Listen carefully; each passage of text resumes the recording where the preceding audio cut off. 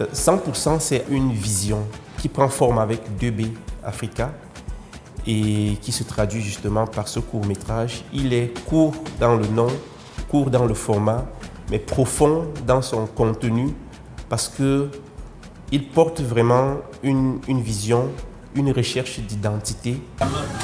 Voilà où je vais. C'est-à-dire qu'il faut qu'il y ait du dépit dans ta façon de t'exprimer. Voilà où je vais. C'est un projet dans lequel on a insufflé beaucoup d'ingrédients pour arriver à un résultat qui pourrait prétendre même dépasser le simple cadre de son format. Lorsque j'ai reçu le scénario, rien qu'à partir du titre, je me suis senti interpellé. 100% avec 100 comme 100 et 100 comme chiffre, ça m'a tout de suite parlé. Et j'ai été tout aussi emballé par l'intrigue du film. Au-delà du côté purement production technique audiovisuelle, par l'histoire qui porte toute la problématique du film. Et je suis d'autant plus impliqué, motivé de participer à une telle production que j'ai le sentiment qu'il est temps pour nous, jeunes Africains, de participer au narratif de ce qui se passe sur notre continent.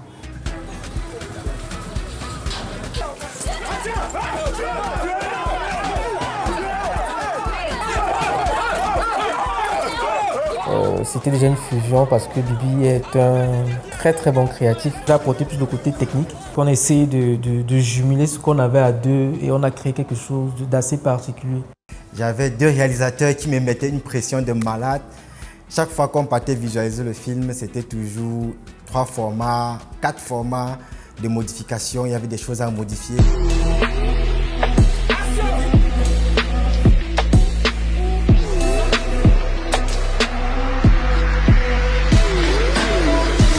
C'est une collection de petites histoires tirées de nos petits scénarios de bande dessinée que Stéphane et moi, on avait pensé de nombreuses années avant. L'idée était de trouver justement une histoire qui nous permettrait d'avoir plusieurs résultats en même temps et sur un format très court.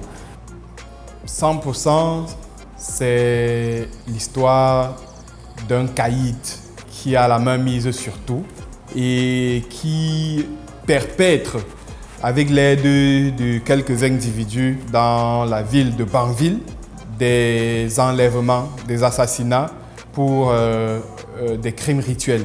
100% est un projet engagé qui est une peinture de la société dont nous vivons actuellement. Ici, on parle de faits de société qu'on a connus. Moi, j'ai grandi à Yaoundé. Et dans certains des quartiers qui sont réputés comme étant les fiefs de ce type de faits de société qui sont relatés dans le film. Et ce qui est intéressant, c'est le côté fascinant de la façon dont l'histoire est amenée. Le côté intrigue, le suspense.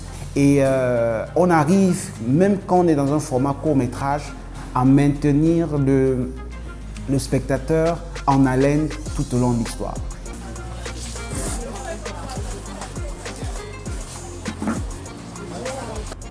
On a des gens qui ont cette apparence, des gens anges. Pourtant, c'est des démons.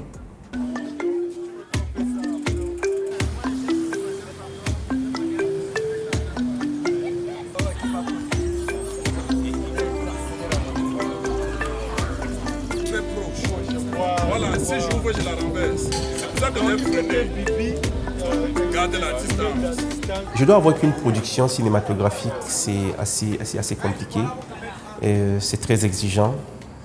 Et je pense que si on n'avait pas pu compter sur beaucoup de soutien, on ne s'en serait pas sorti.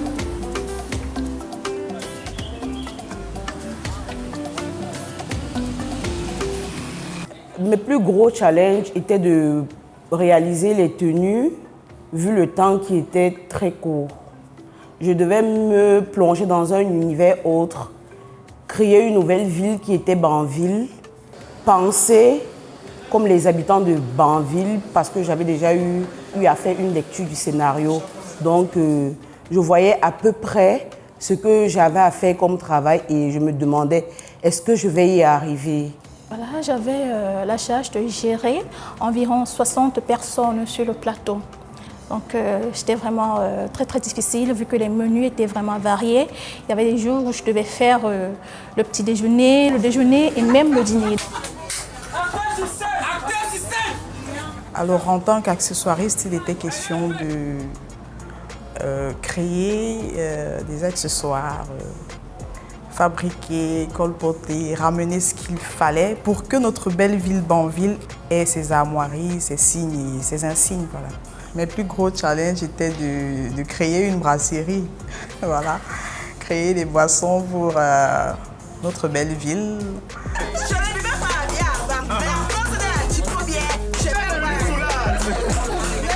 C'est vrai que sur le plateau de 100% que vous pouvez voir ça, parce que c'est une bière rafraîchissante. Je me rappelle, le directeur Bibi est venu chez moi un jour, il a dit complètement, je pense qu'on va délocaliser le site de montage. On a complètement porté la machine avec laquelle on travaillait pour se rendre sur un autre site parce qu'il fallait qu'il soit vraiment proche pour me montrer exactement quoi il fallait retirer ou quoi il fallait ajouter. Je vais dire dans l'ensemble, le challenge était l'exigence des deux réalisateurs avec lesquels je travaille, le directeur Bibi et le directeur Dipo. C'est une grosse exigence qui a payé à la fin parce que moi-même je suis fier du résultat. Restez là-bas, restez là-bas. Restez là-bas. Reste comme tu es en bas. Le maire va entrer maintenant. Entrez.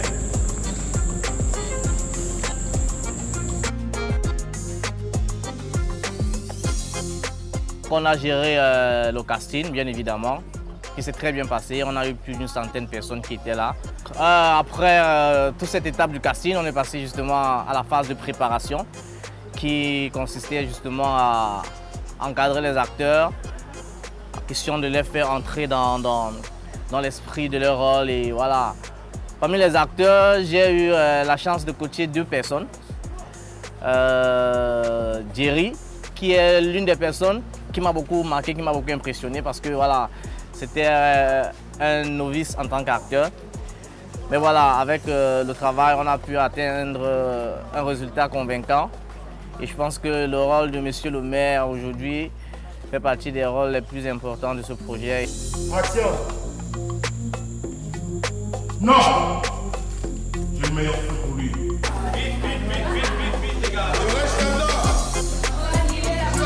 D'abord à la base, je n'ai pas eu un passé d'acteur de cinéma, mais l'opportunité m'a été offerte et je l'ai saisie.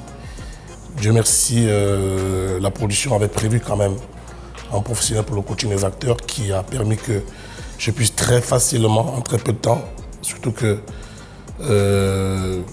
il était quand même parti le temps. Donc du coup, la production avait prévu un coach acteur qui a fait un travail énorme, qui m'a permis très facilement en quelques jours de rentrer dans mon personnage, de le dessiner et puis de pouvoir l'interpréter sans la moindre hésitation.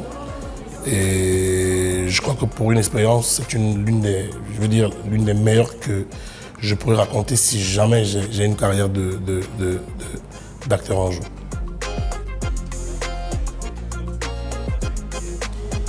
Bien vrai que la production n'avait pas tout le nécessaire pour pouvoir faire le film, et on a pu quand même donner un rendement.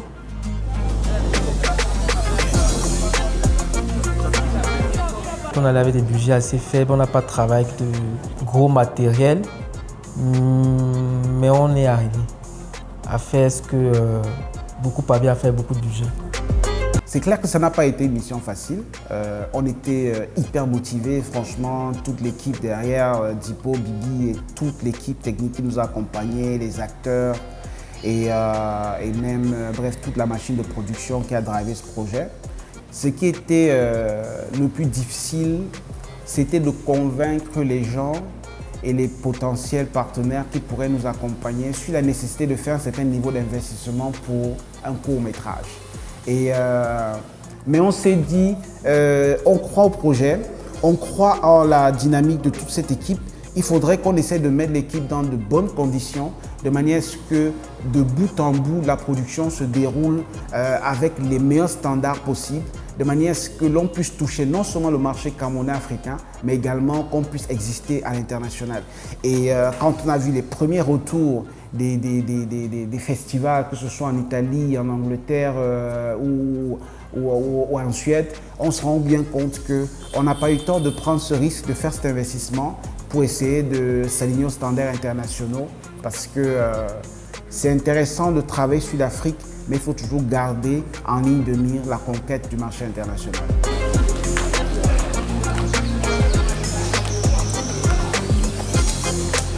Il nous a été donné de travailler sur des décors qui reflétaient une certaine réalité. Quand je parle d'une certaine réalité, c'est qu'il fallait créer un pays imaginaire, il fallait trouver des éléments et accessoires des décorations qui devaient cadrer avec l'esprit de la production.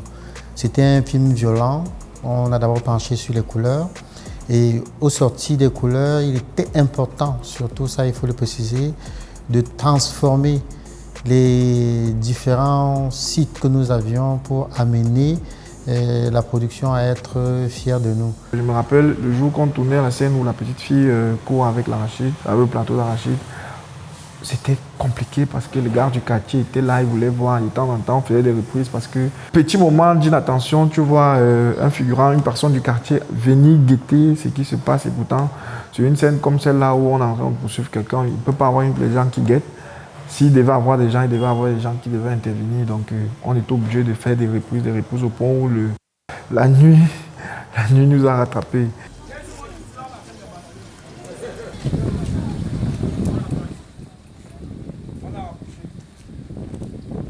En termes de collaboration, je remercie particulièrement Dr. King, qui est un ami que j'ai rencontré dans les tournages de spots de publicité sous ma casquette de directeur de création et qui a eu tellement de volonté, tellement d'humilité d'accepter déjà d'embrasser ce projet.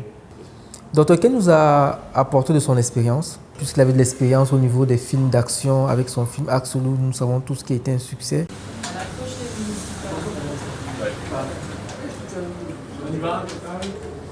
Je remercie beaucoup la présence et le soutien de Julia Samantha dans ce projet, la Miss Cameroun 2022, qui est une amie commune à Dipo et moi et qui n'a pas hésité une seconde à intervenir de quelque manière que ce soit, jouer un rôle.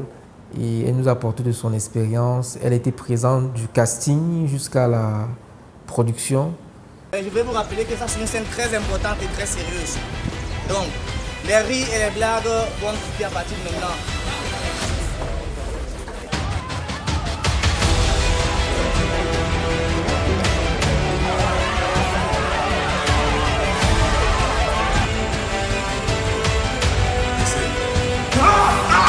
Voilà, la même ici.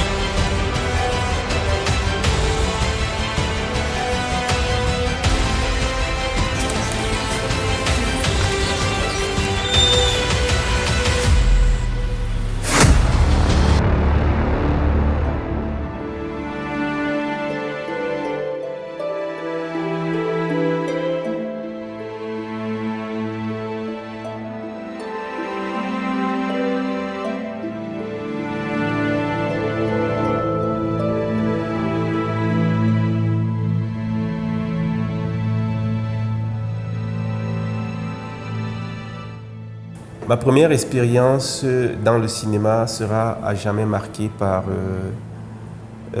ce fait qui est survenu, que j'ai voulu vivre un peu comme une scène de cinéma en me disant que j'allais finir par me réveiller et revenir à la réalité. Pourtant, c'était vrai.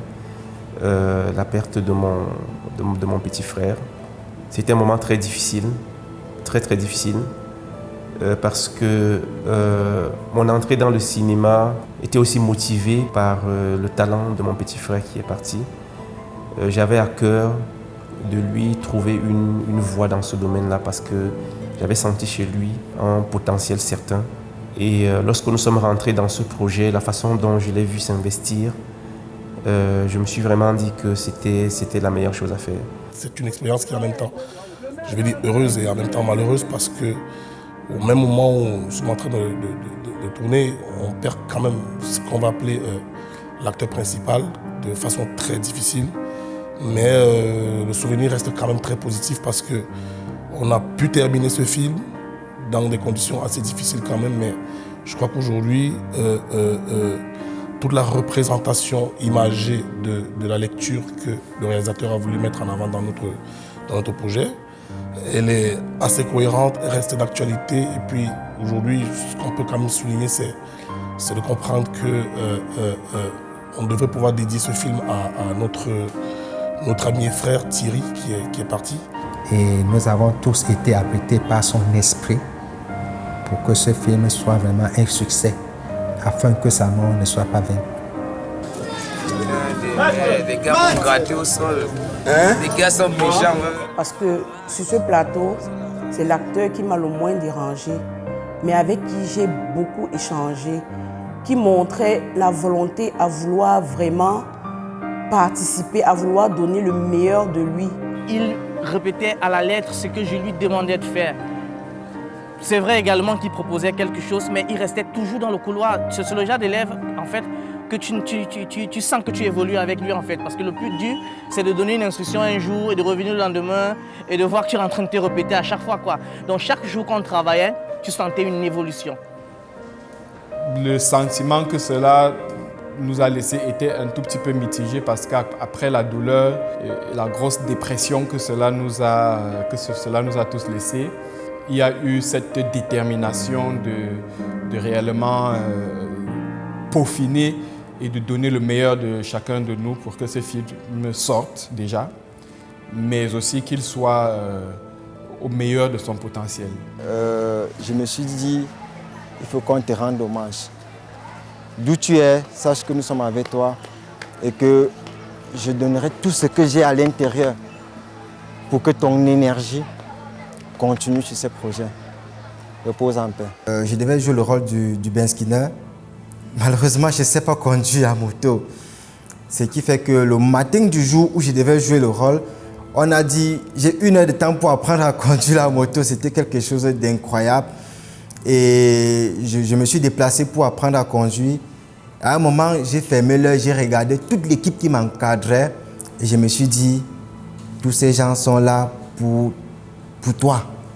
Tu te dois de donner le meilleur. 3 jours après le décès, parce qu'on devait tourner à la cafétéria. Et honnêtement, je me sentais tellement fatigué émotionnellement parce qu'on était tous affectés, l'équipe. J'avais l'impression que c'était la plus mauvaise journée parce que les acteurs ne donnaient pas le jeu.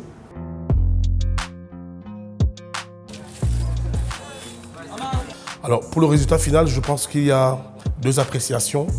D'abord, il y a celui, le maire, qui joue dans le film. Après, il y a le spectateur qui veut apprécier avec le regard du monde. Ça fait que, de base, quand je regarde avec les yeux de l'acteur qui a joué dans le film, il y a toujours quelque chose à ajouter, il y a toujours quelque chose qu'il faut améliorer. Maintenant, après, quand je me mets face à l'écran, comme tout le monde, je vois un film qui est raconté avec une très belle intrigue. Je vois un film qui...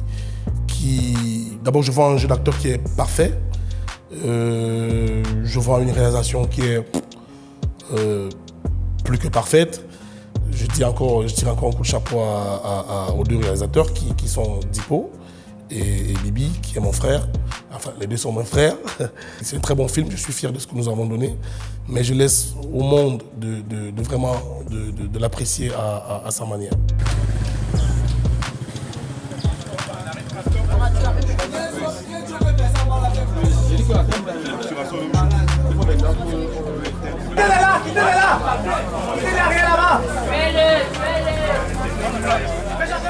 Le résultat final est impressionnant. C'est très bien. Au-delà de ce que je m'imaginais, c'est vrai, j'ai lu le scénario, je savais qu'il allait être un carton, mais à le voir comme ça en réel, je me suis dit waouh, on a pu le faire et on a réussi. «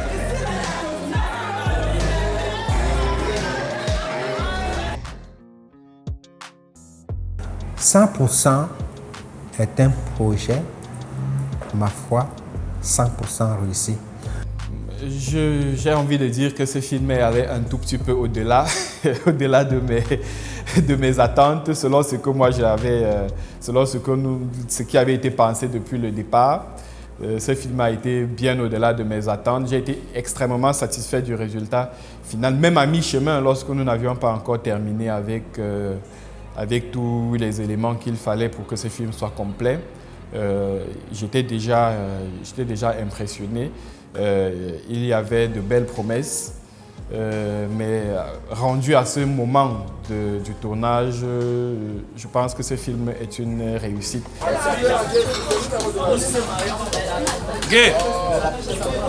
C'est vrai qu'on a essayé de voir les gens autour de nous qui avaient un potentiel assez particulier.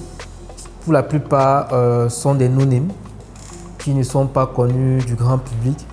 Et on a essayé ensemble de dénicher les talents.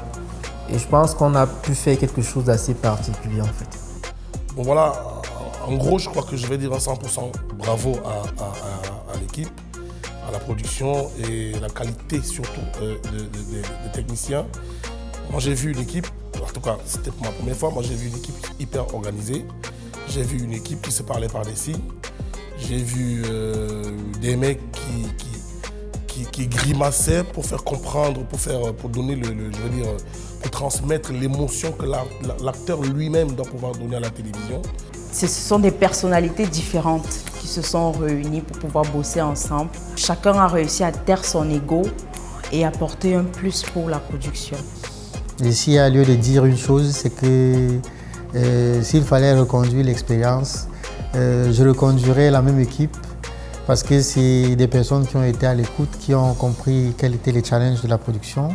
Je fais les plateaux au Cameroun pour une première production. J'ai vraiment adoré participer à ce projet parce qu'il était très professionnel.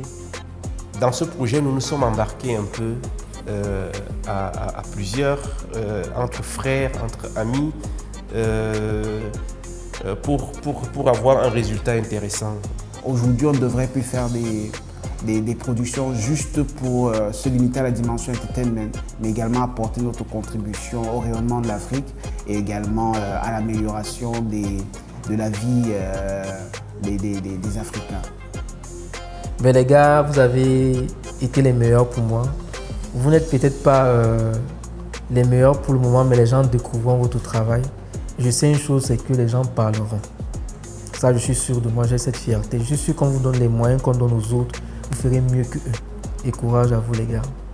Of Sang to Sang, and all incredible directors are present right here. Let's talk about Bibi Benzo, let's talk about Zippo, and director right here supporting on the project, Dr. King Stephens.